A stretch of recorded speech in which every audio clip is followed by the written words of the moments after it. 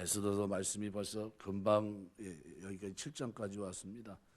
우리 주일 오후 예배 때는 예배소서 말씀을 쭉 묵상하고 있는데 이번 주 묵상할 말씀들을 쭉 보시면 이렇게 3장 말씀에 보면 이렇게 표현합니다.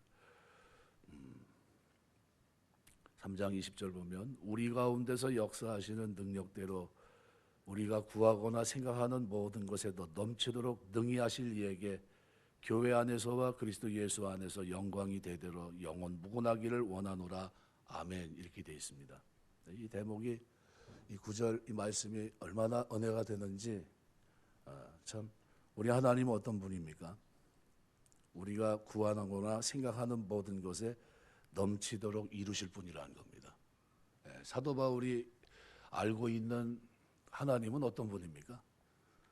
구하거나 생각하는 것을 능히 능력으로 이루시는 전능하신 하나님이에요. 그 하나님을 송축하고 있는 겁니다. 지금 노래하고 있는 거예요. 그럼 경험하지 않고는 고백할 수 없는 고백이죠.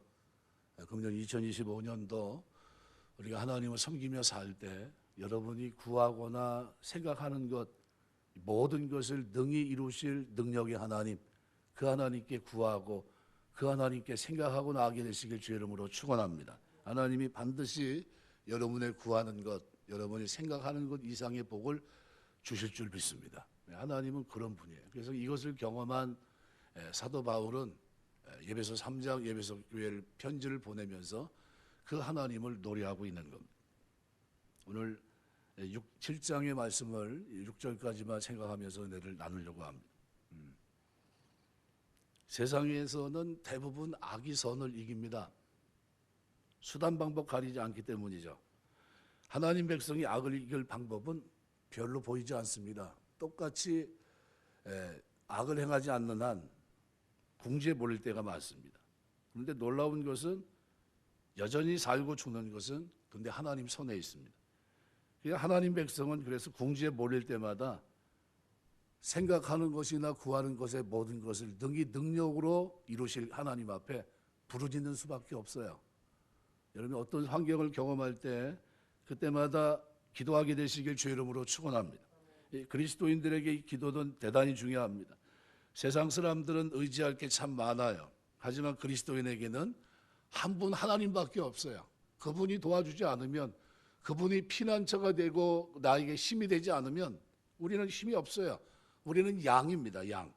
그래서 우리는 간절히 기도할 수밖에 없습니다. 최악의 상황이면 죽으면 죽으리라 각오로 금식하며 기도해야 됩니다. 그때 하나님이 역사하시고 일하십니다. 하나님은 우리의 기도를 들으시고 반전을 이루십니다. 구하는 것을 능히 이루실 뿐이에요.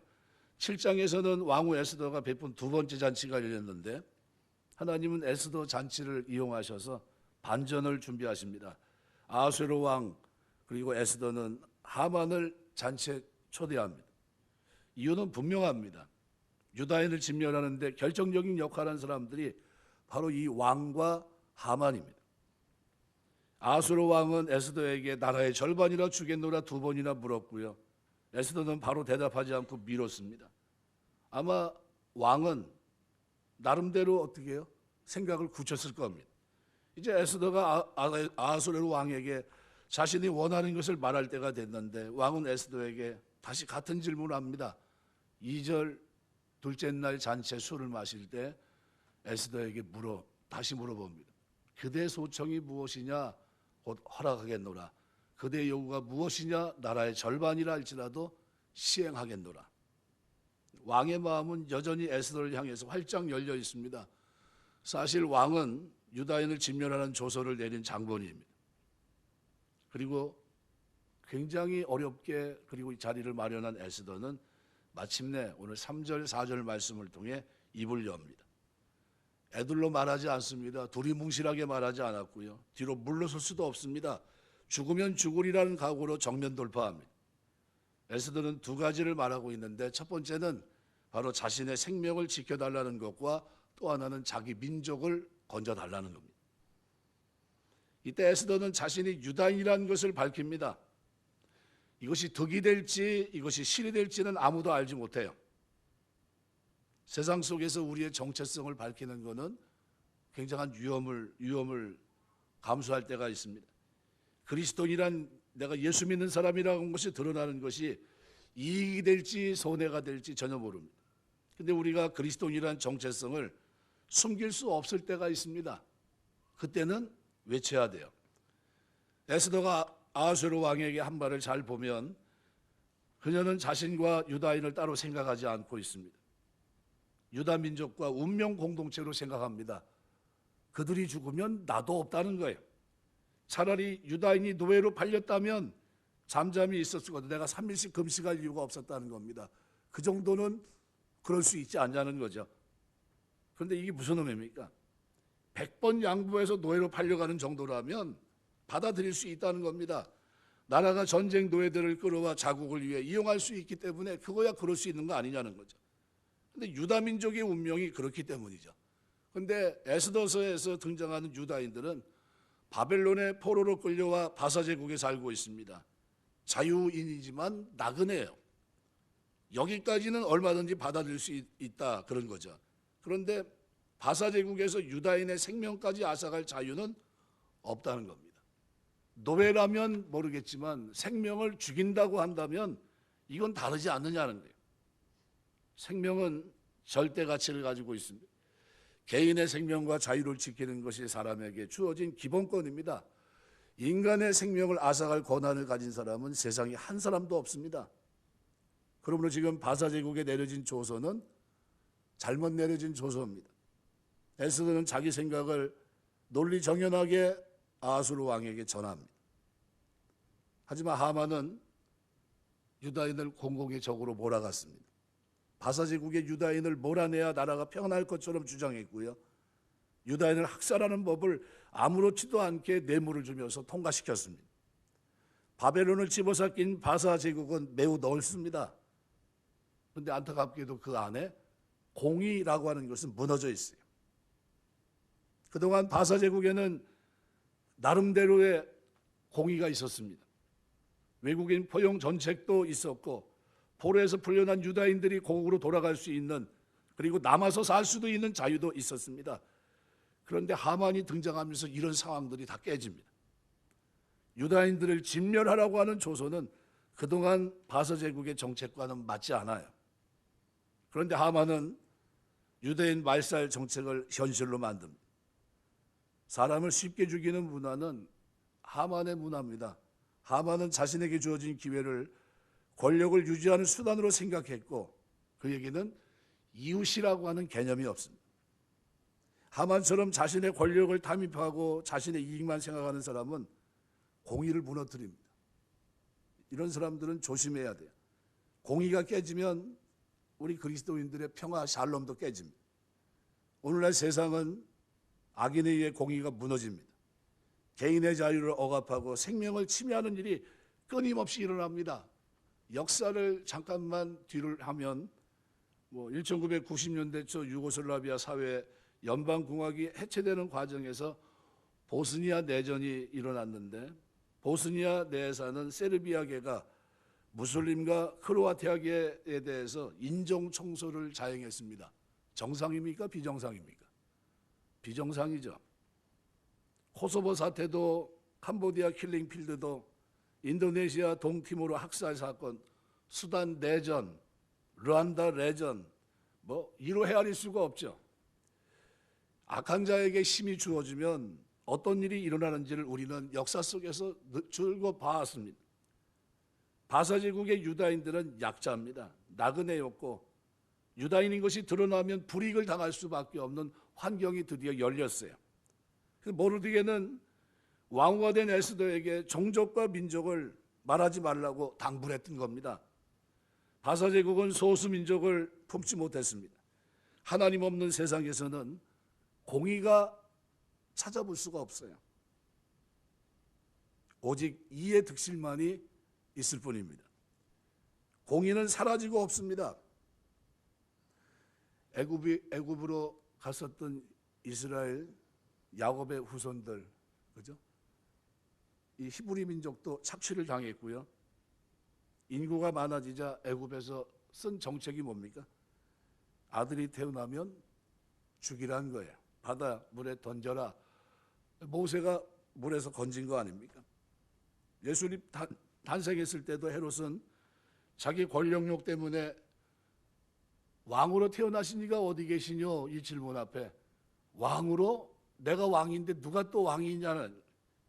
그래서 어떻게 해요? 찾으면 나에게 연락해라. 근데 꿈에 박사들은 다른 길로 갑니다.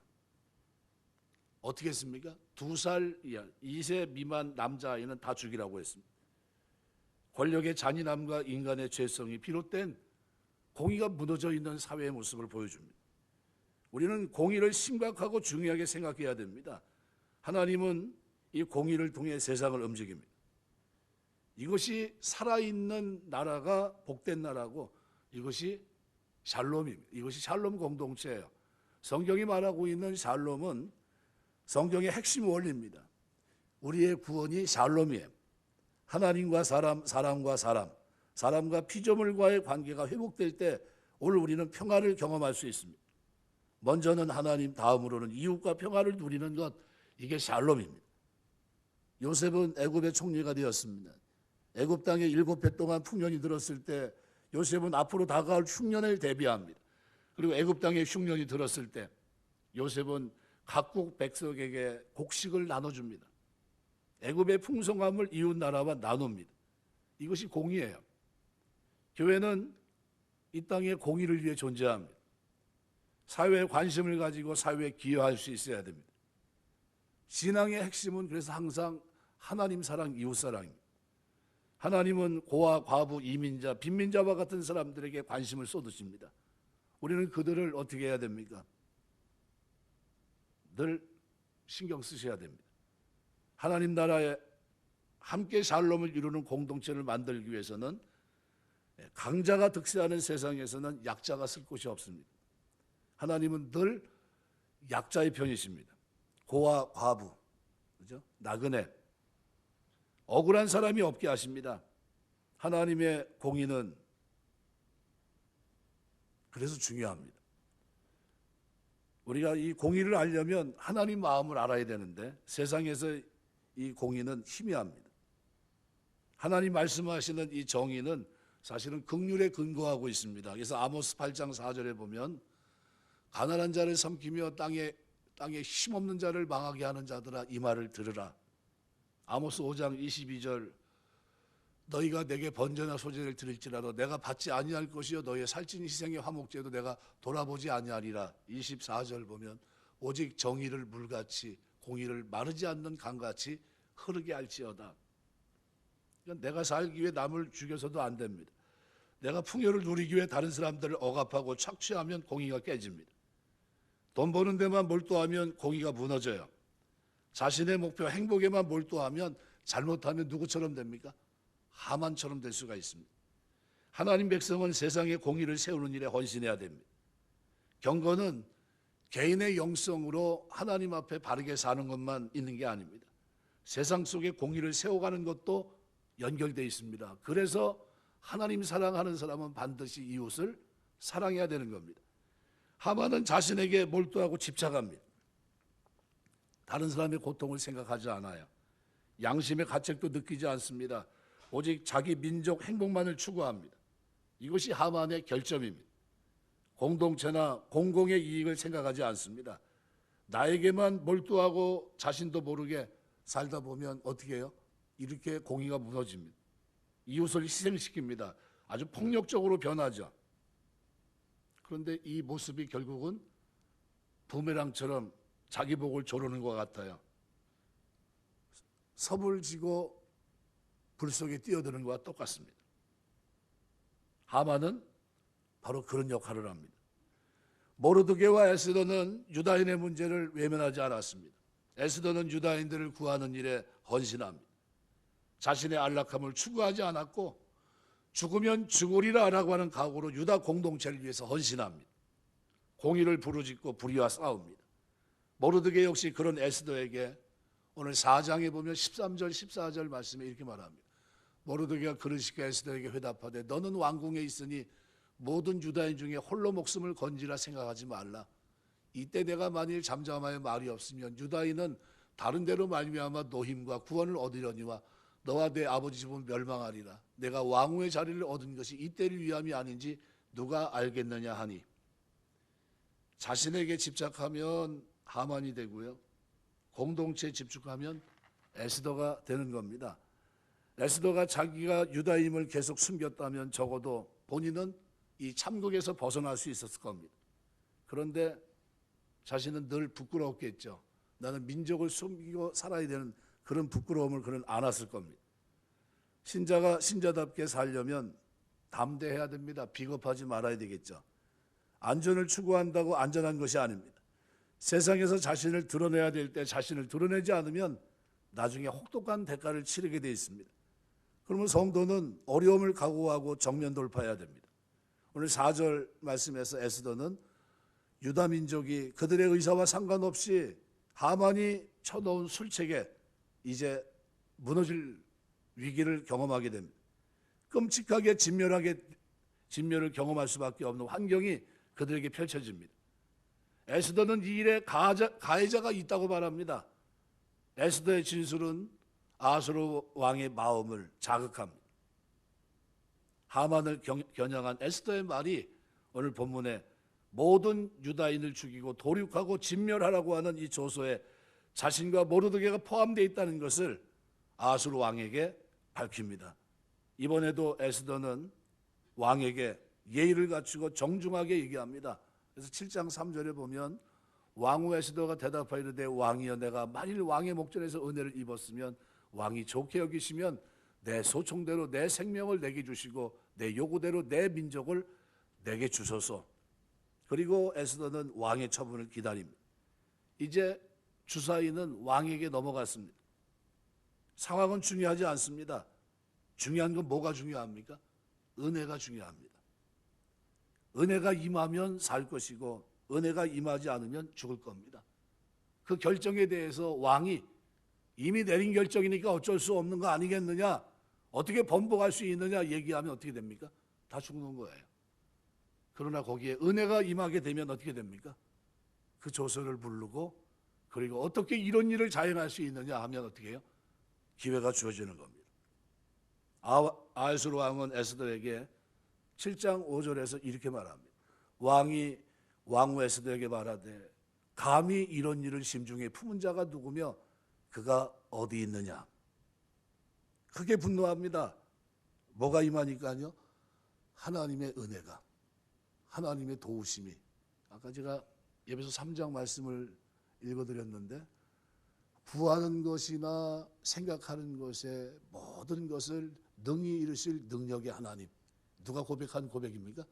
사도 바울이 고백한 고백이에요. 여러분 기도할 때마다 이렇게 기도하세요. 어떻게 해요?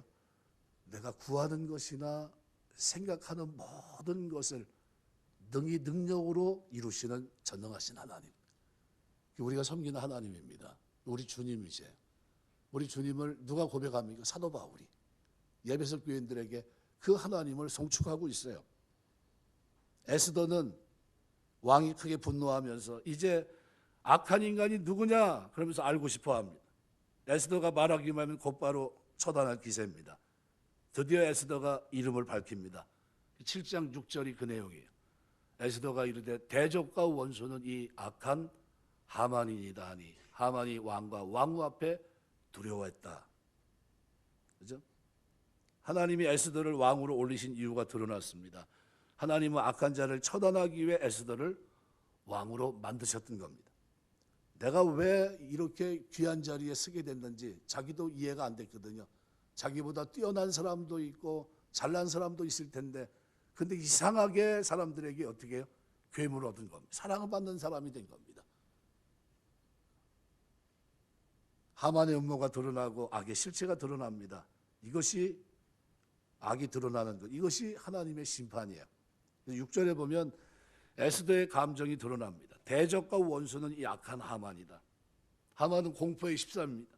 두려워서 바사 제국의 왕후를 죽이려 한 죄값을 이젠 치러야 됩니다. 상황이 반전됩니다.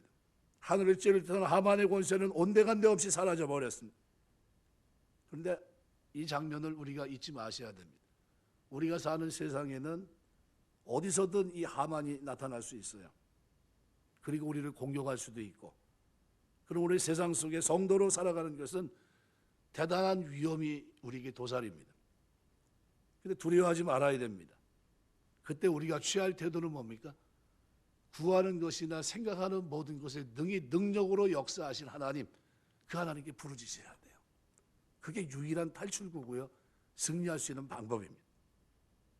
바사제국의 왕후가 되리라는 상상을 못한 에스더를 하나님은 세우셨고요, 하나님은 하나님 백성을 위해 에스더를 쓰십니다. 평범한 여인 에스더를 사용하셔서 그 당시로 본다면 왕 다음에 2인자였던 하만을 무너뜨리시고 유다민족을 구원하십니다. 하나님의 종이 되기 위해 무엇인가를 갖춰야 되는 것이 아닙니다. 우리가 잘나서 하나님이 우리를 쓰신 것도 아닙니다. 하나님이 부르시면 우리는 응답하면 돼요. 순종하면 됩니다. 책임은 하나님이 지세요. 에스더는 자기에게 주어진 책임을 거부하지 않았습니다. 3일간 금식한 후에 죽으면 죽으리라라고 하는 각오로 나갔습니다.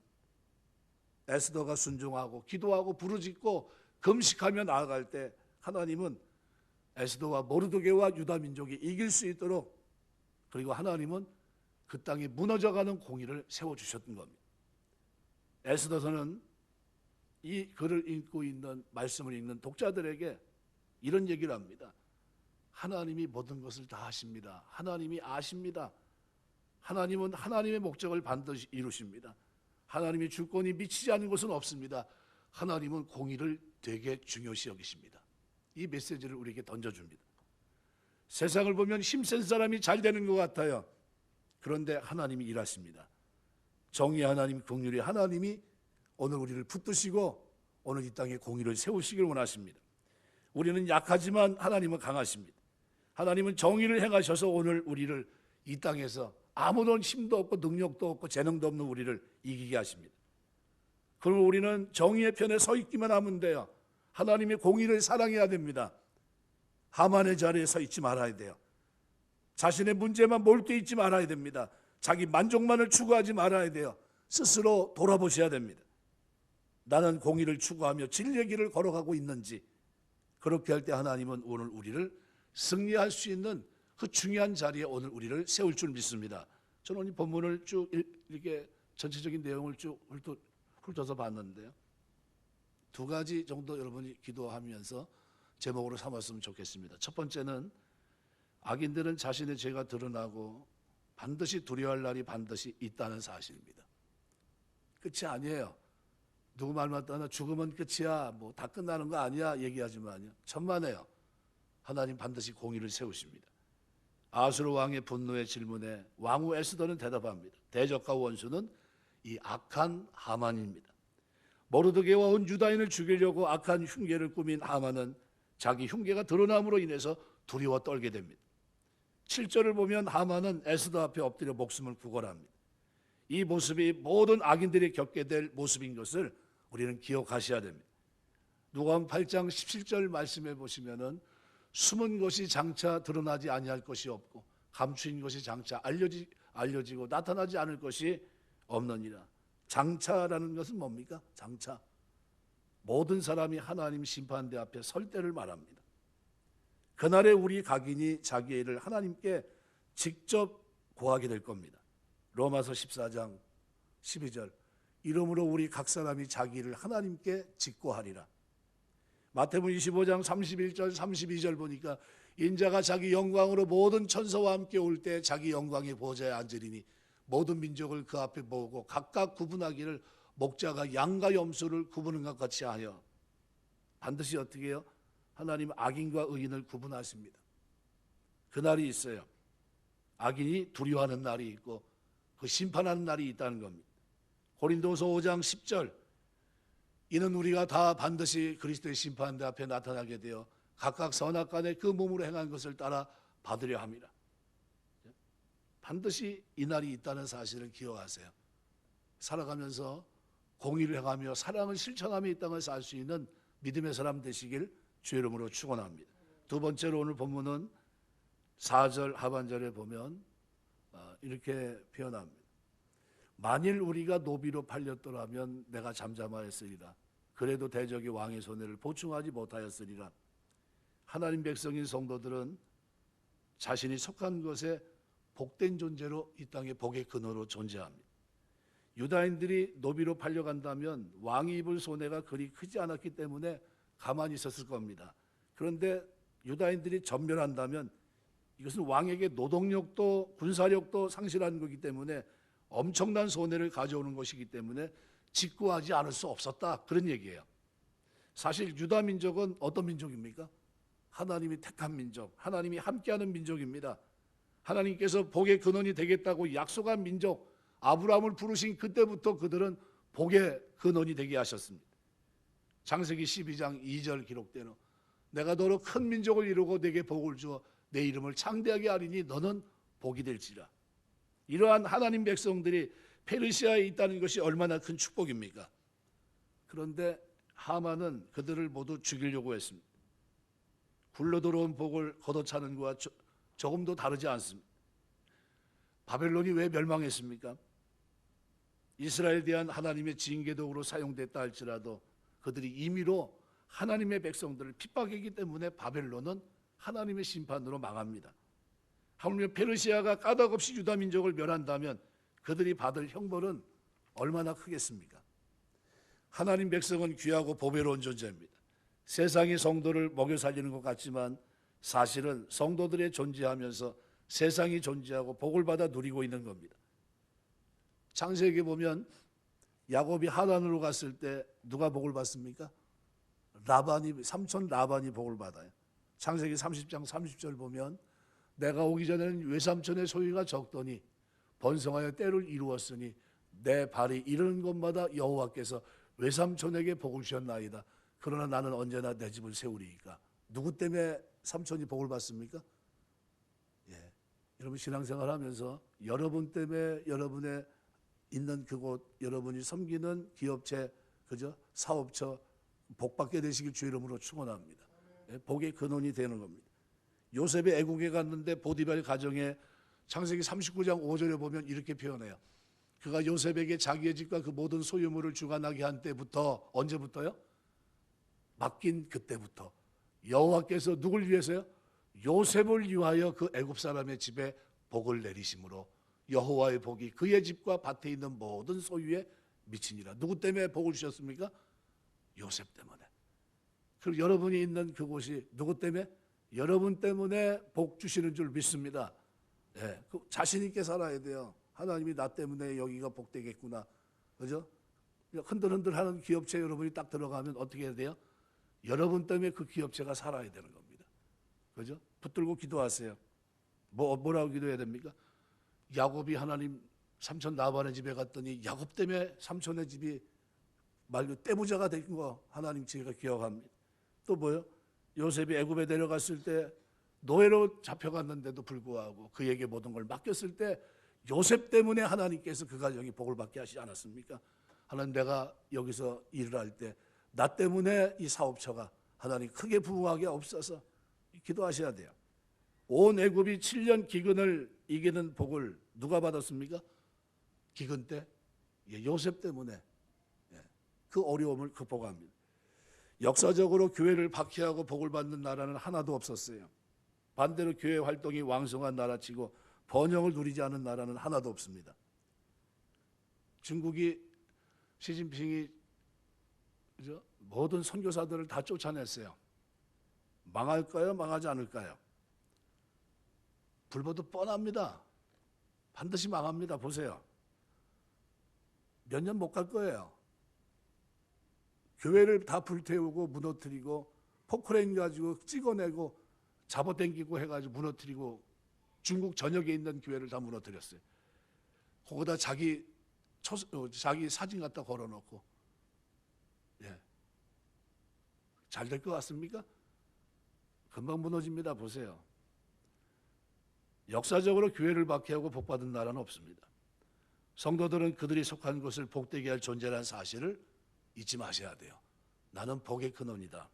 창세기 18장 26절 보면 이렇게 표현해요. 여호와께서 이르시되 내가 만일 소돔성 가운데서도 의인 50명을 찾으면 그들을 위하여 온 지역을 용서하리라. 그들이 누굽니까? 공의를 행하는 사람들이에요.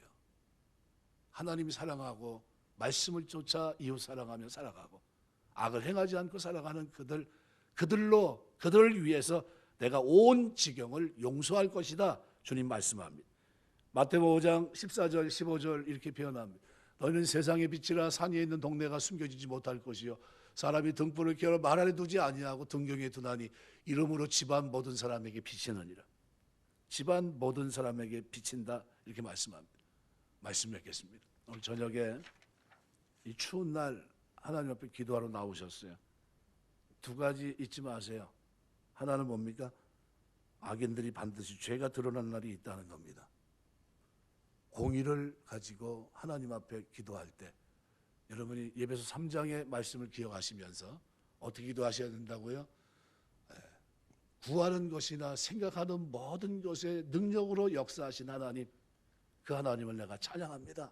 이렇게 기도하세요. 그리고 여러분이 구하는 기도 제목에 하나님 복 주실 줄 믿습니다. 또 하나는 오늘 본문 기록한 대로 성도는 어떤 존재예요?